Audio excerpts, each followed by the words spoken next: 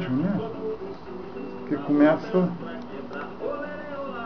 né, tá começando aí com a árvore, né? Onde deveria ter uma pomba, mas eu não, uma pomba do mato que apareceu, mas eu não consegui focá-la, né?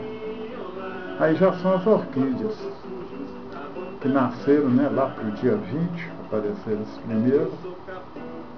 Então eu fotografei, né, com câmera de celular. Aí eu fotografei com câmera de celular mesmo, né?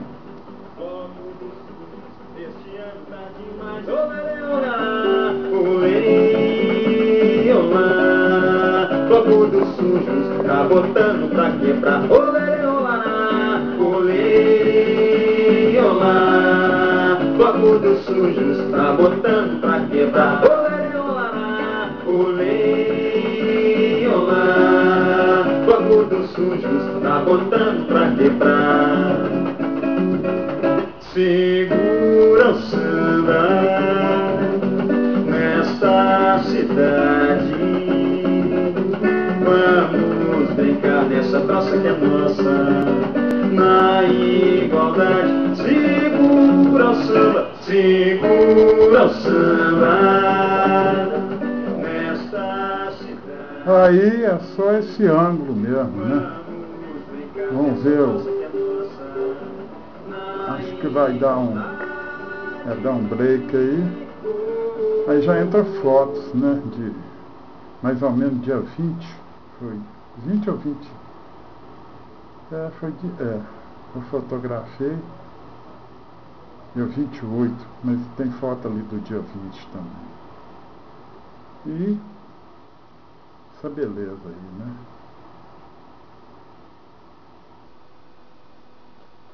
Muito bonito mesmo.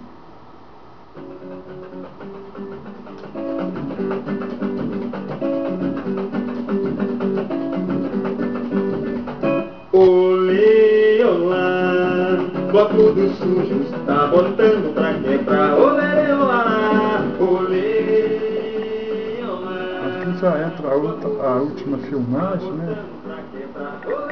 Fiz ontem. Acho que está encerrando mesmo aí, né?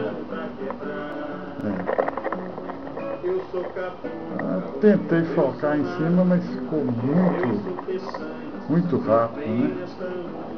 Aí depois vamos ver numa outra edição, né? Se deve parar e melhorar.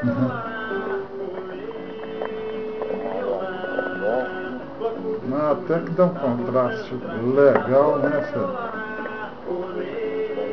paredes aí horrorosas, né? E a orquídea.